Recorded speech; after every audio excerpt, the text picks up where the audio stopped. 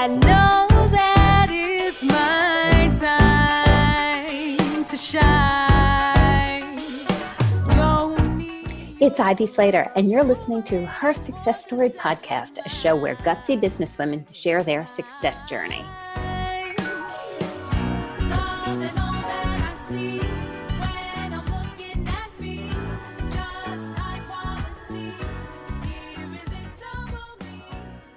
Hi, this is Ivy Slater. Welcome to today's episode of Her Success Story.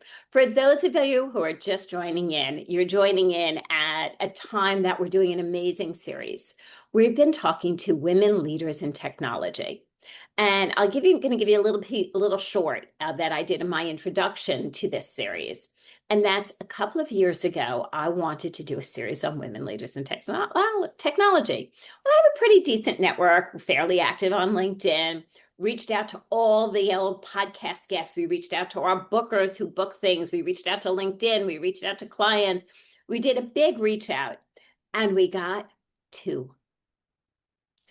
And so I have to say, when I said to my team, I said, let's do a series on women leaders in technology. They're like, forget it, Ivy. It didn't work.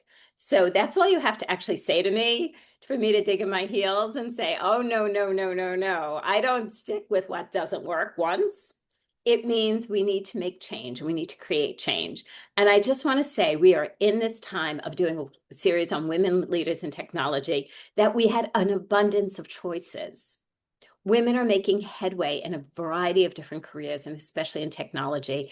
And today it is my pleasure and my honor to introduce you to a woman who's really made a difference in her career, in the traction she's done with various businesses, and has made a difference for the leaders who are coming up today and then tomorrow. Jacqueline Corbelli is the author of Changemaker, a modern playbook for creating personal impact and transformational change. She's the founder and CEO of BrightLine, where she leads the company's vision to transform the television viewer experience into engaging two-way dialogue. I can go on and on the things that Jacqueline has touched in the area of technology in her impactful career. But more than anything, I'd like you to introduce you to Jacqueline Corbelli. Jacqueline, thank you for joining me on Her Success Story. Thank you, Ivy. I'm so happy to be here. So you've been in this industry for quite a while. Yeah. What drove you to get involved? What drove you to be in the field of technology? What was the attraction for you?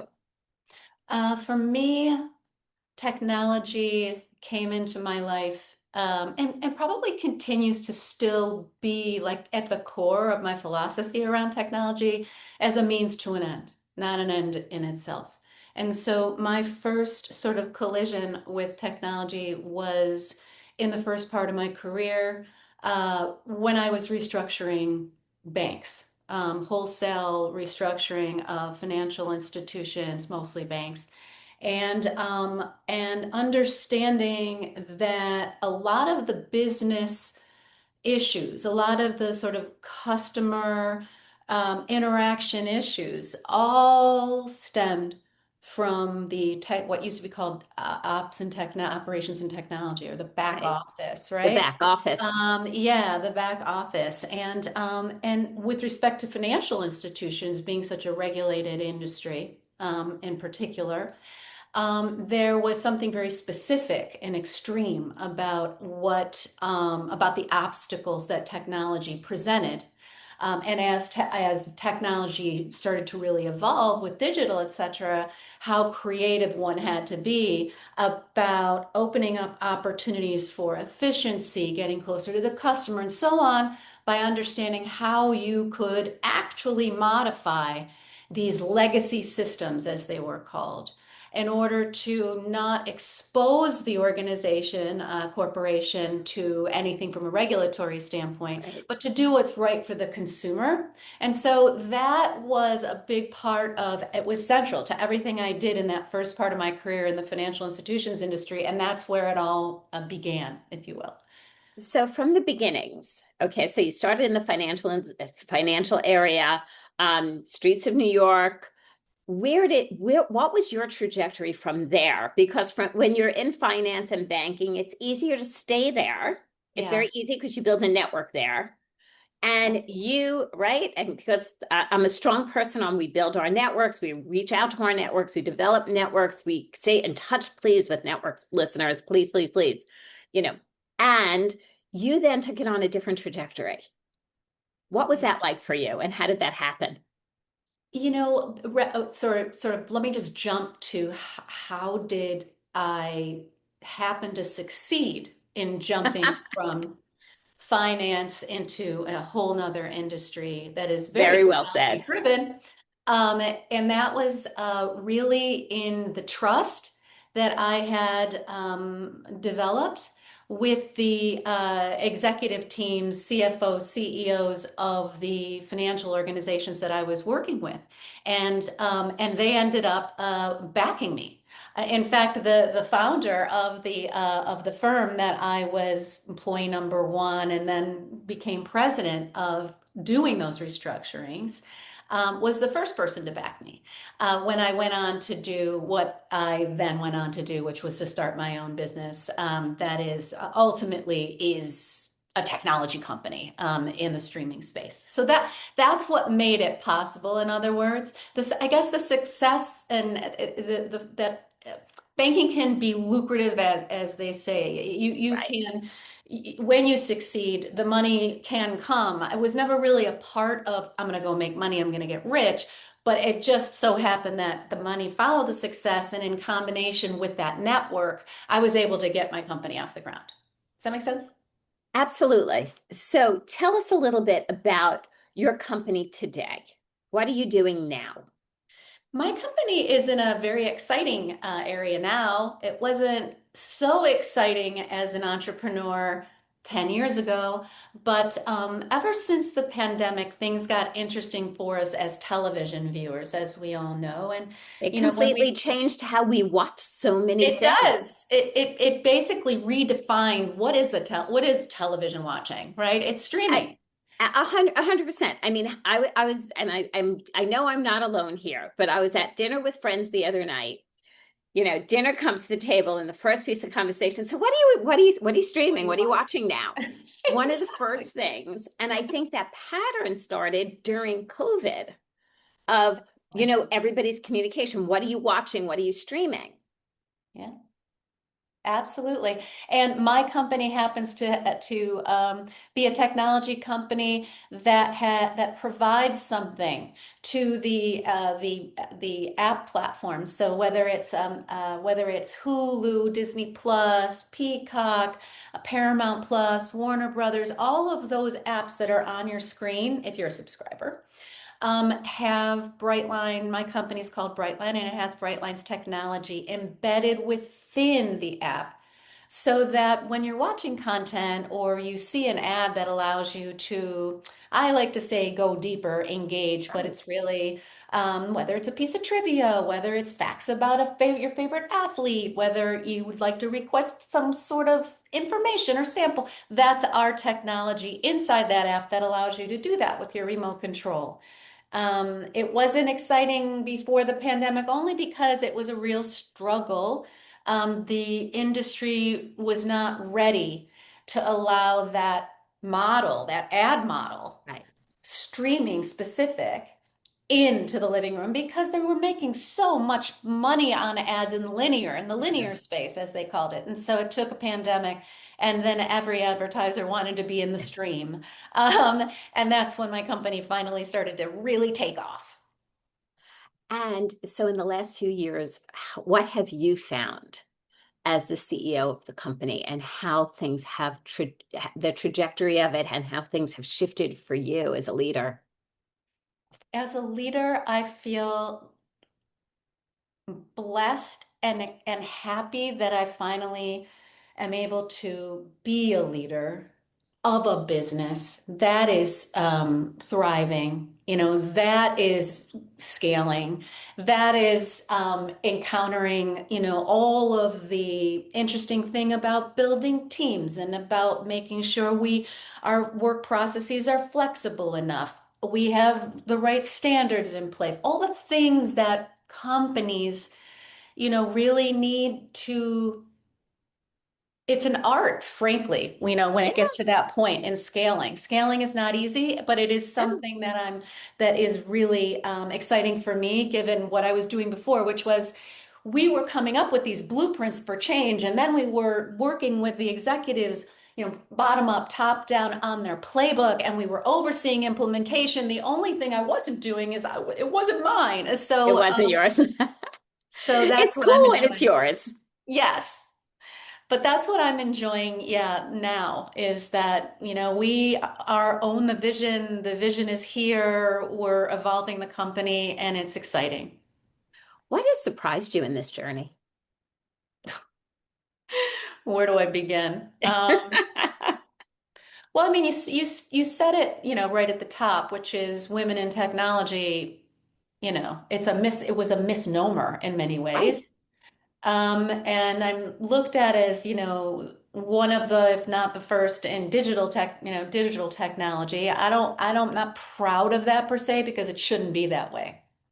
However, I was too unabashed when I was starting the company to really let that affect me. I mean, finance is another extremely male-dominated industry. It is. When you went into banking and you became a lender, you were a private banker. You weren't a corporate deal maker, right? And so that's why I actually left banking itself and was really very lucky to find the gig that I had in restructuring for, the 12 years, right? And that's where I really sort of cut my teeth and understood how you can take who you are and what you can bring to a situation on the road, as it were. And so I'm grateful, but the difficult, I think, any entrepreneur, especially technology entrepreneur, understands the difficulty of always needing to be raising money. Technology is very expensive, and that I think that and the pressure that puts on your cash and your bottom line is probably the toughest part because you don't know how long you're going to have to endure it.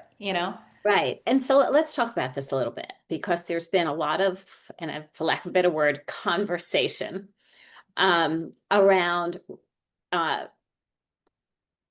raising money and the differences between women-led businesses raising capital and male-led businesses raising capital and the amount of capital that's out there Yeah. for. And I hate to make this about gender, but is this a It's misnomer? real.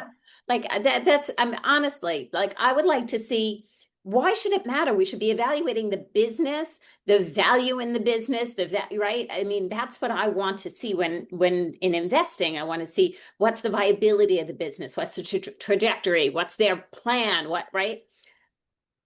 Where where did that? Why is that around still? If I you're mean, if you're acknowledging the that this is real, what the hell? yeah, I know. I mean, and look, it is a very, I don't want to use the word misogynist, but I mean, it just, it perpetuates itself, right? So, like you said, when you started this and there were two, Right? sometimes that's the reason when you ask men, like, why aren't there more women? It's like there aren't it. They're just not out there, right? And it's not that they're not out there. It's that the system is such that the ones that are out there don't fall into the same sort of flow of networking, communication, introductions, and so on, because we're still pushing to get in that sort of mainstream end-to-end way that money moves. And I think that there are still a lot of, men out there who are, in their 50s and so on that are still of that same mindset without even being conscious necessarily. But it's real politic. You know what I mean? So what do you have any suggestions or Yeah. advice for women founders who might be looking for their next round, might be looking to expand? What are some resources or ideas or ways to think that might be not the same as how the Yeah. men are doing it? I would say that, and I'll speak just from my own experience. Please. For me, it was about the merits. So having something to show, not just to say, Mm. I feel like is automatically sort of, is a eyebrow raiser, which is, oh, you actually know because you've done it. And I think that automatically puts you into a different consideration set, where you're not just explaining what it is you want them to invest behind. You're able to point to the things in your past or with the business itself that help them understand on a different level, like, oh, my confidence just went up. You know what I mean? Uh, what's the word? People are going to take you seriously because they have to. You know what I mean? They have to take I it get seriously. it. And I feel I've really it's been part of my core, you know, what's the word I want to use? Like my work approach and strategy revolves around, you know what? I don't need you to believe me because I'm going to show you. Right. And that has been I think it's been a big part of it. When you do that, the second thing happens, which is your network wants to champion you, right? So all Which of is the it's beautiful when you get there. It's beautiful when exactly. when the light bulbs start going off and they're like, oh, here's not just your vision, but here's the financial proof. Here's the metrics here, right? Here's what's going on in the marketplace, whatever that might be. And you start showing up with the data and the difference. And, it's a beautiful thing as that starts transforming Yeah. people's perspectives. Yeah. Yeah. And then I would say it doesn't necessarily have to be in the business you're building now. It could be in an adjacent area, something that you accomplished, not even with your business, but with someone else's business or whatever. I think that when you've done it or done something, you speak from that place. You don't speak from merely a conceptual, theoretical, passionate place. You need all those things too. But you also have a knowing. There's a wisdom that is coming through that makes them, listen harder, if you will. So let's go here for a moment. One of the things I admire about you, and I'm not fluffing, I'm not truthfully, because I think this is incredibly important, is your dedication to continue to mentor. And I know you do some things with Columbia University's Millennial Villages Project. I'm hoping I'm getting the right words. Millennium. You've done things with the United Nations, the Vatican when you're in Rome. You continue to show up with a heart of helping. And I'd love to learn more. You're a busy woman. I mean, you've done a lot professionally. You're a mom. You're right. We're talking animals. We're like before the show started, Jacqueline and I we're just talking. We're talking neighborhoods. We're talking, what you do in your weekends. We both enjoy gardening. Like human beings, right? That's We're two right. women. That's all we are. That's But right. I want to talk about like your passion, your dedication around continuing to not just mentor, but show up for. Yeah. Um, I feel it comes from a lot of places. I mean, but just as a woman in technology or a woman in business or just a Yeah. woman, right? I feel so connected to this idea of being there for others. Now, we need it. We need it as women. I don't want to assume, but when I was in banking, I felt it was the opposite. I felt that, we were pitted against each other. Now, when I was A going, hundred right, percent. when I was going through it, I just thought, why are we being so mean to each other? But, the system drove that. It This drives system, right, that. right. Jacqueline, this system and listeners, I'm just going to enlighten back in, and I'll speak for me. Back at my time, the system allowed for potentially one woman in the leadership team, potentially, not always, but potentially. So if there were two viable candidates, right? There was only going to be one. If there was 5 women coming up, there was this feeling, which was horrible, of pushing others back so I can move forward, and that's how women leaders honestly got a really bad rap Yeah. back in the day. And I'm going back to my early years in business. Yeah, same. And so, a basic piece of it comes from there, which is it's not good enough. I mean, women leaders, we're leaders. Yeah. We're not doing that. We're lifting each other, right? We're lifting each other. And it's broad and then going broader. We're lifting each other more broadly, right? So whether it's, people in Africa who just happen to be born in a geography that doesn't support clean water and food. You know what I mean? Correct. Or it's, social justice in other places where there's no choice, or whether it's just plain old corruption, frankly, there's just a part of me that feels like there's a truth here. And I think we all sort of on some level know what that truth is. And I am on the side of truth, and I am on the side of sharing and giving to anyone who's on the side of truth. And we're on one team. And that is the probably the best way I can describe it. But if you gave me a lot more time, I could go on and on. I don't think that's I love it. Jacqueline, one piece of advice that you would pass down for our listeners today, women who are building companies in various spaces, women who are building their careers, whether it be in small companies or large companies, what would you share forward? This might sound a little trite, especially in the time that we're in, but I truly believe I've had again the luck basically to be I was exploring AI before 2022, 3 when it all just everybody's doing it. AI existed a long time ago. We all know that, right?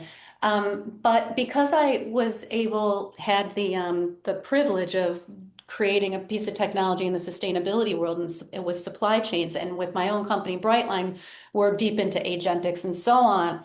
I speak on this sometimes as well. My advice would be that it's never been a better time for us to succeed.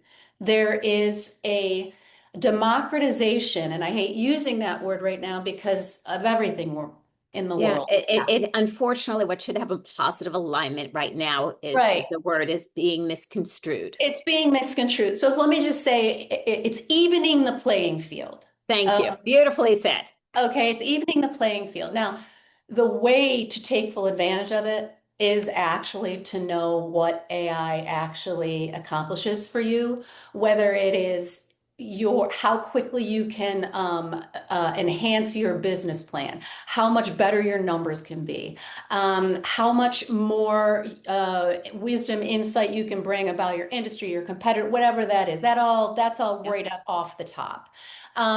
Then the research you do on what do investors actually look for in this sector, what I'm doing. Okay, my competitors are XYZ potentially.